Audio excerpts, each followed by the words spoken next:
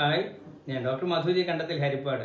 പലതരം പനികൾ പടർന്നുകൊണ്ടിരിക്കുന്ന ഒരു സമയമാണിത് കേട്ടോ. അപ്പോൾ എല്ലാവർക്കും നല്ല ചൂടും ശരീരവേദന, സന്ധിവേദന, ഛർദില്, വയറിളക്കമൊക്കെ ആയിട്ടായിരിക്കും പലരും പ്രസന്റ് ചെയ്യുന്നത്. പക്ഷേ ഇത് പല രോഗങ്ങളുടെ ആദ്യ ലക്ഷണം മാത്രമായിരിക്കും. നമുക്കറിയേണ്ട ഒരു കാര്യം, മിക്ക പനികൾക്കും കാരണം കണ്ടുപിടിക്കുക ആദ്യത്തെ ദിവസമൊക്കെ വളരെ ബുദ്ധിമുട്ടാണ്. മുഴുവനായിട്ടുള്ള ലക്ഷണങ്ങൾ രോഗിയിൽ പ്രത്യക്ഷപ്പെട്ടാൽ മാത്രമേ നമുക്ക് ആ രോഗങ്ങൾ കൃത്യമായി നിർണ്ണയിച്ച് മരുന്ന് ചെയ്യാൻ പറ്റത്തുള്ളൂ. എങ്കിൽ പോലും തുടക്കത്തിൽ നമുക്ക് കണ്ടുപിടിക്കാവുന്ന, ആദ്യത്തെ ദിവസം തന്നെയൊക്കെ സംശയിച്ച് കണ്ടുപിടിക്കാവുന്ന ചില പനികളെന്ന് വെച്ചാൽ മൂത്രത്തിൽ പഴുപ്പ്, ഡെങ്കിപ്പനി, മലേറിയ, അല്ലെങ്കിൽ മന്തുപനി തുടങ്ങിയ ചുരുക്കം ചില രോഗങ്ങൾ മാത്രമല്ല ആദ്യമത്തെ ദിവസം തന്നെ നമുക്ക് കണ്ടുപിടിക്കാൻ പറ്റുന്ന. മറ്റു രോഗങ്ങൾക്ക് അനുബന്ധമായി പിന്നീട് വരുന്ന ലക്ഷണങ്ങൾ നോക്കിയിട്ടാണ് നമുക്ക് രോഗങ്ങൾ സംശയിക്കുകയും അതിനുവേണ്ട പരിശോധനകൾ ചെയ്ത് രോഗം കണ്ടുപിടിക്കുകയും ചെയ്യുന്നത്.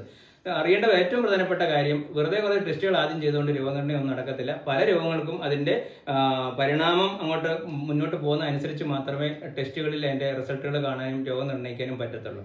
അതുകൊണ്ട് തന്നെ രോഗികൾ ഭാഗികമായി സ്വന്തമായി ചികിത്സിച്ചിട്ടൊക്കെ വരുമ്പോൾ രോഗലക്ഷണങ്ങൾ മൂടപ്പെടുകയും ഡോക്ടർക്ക് രോഗങ്ങൾ സംശയിക്കാൻ പറ്റാതെ വരുന്ന ഒരു അവസ്ഥയുണ്ട്. അതോടൊപ്പം തന്നെ പലരും വീട്ടിൽ ഒരാൾക്ക് പനി വന്നപ്പോൾ കഴിച്ച മരുന്ന് തന്നെ ആ പനി തന്നെ ആയിരിക്കും നമുക്കെന്ന് പറഞ്ഞ് കഴിക്കും. പക്ഷെ അവിടെ അബദ്ധമാണ്.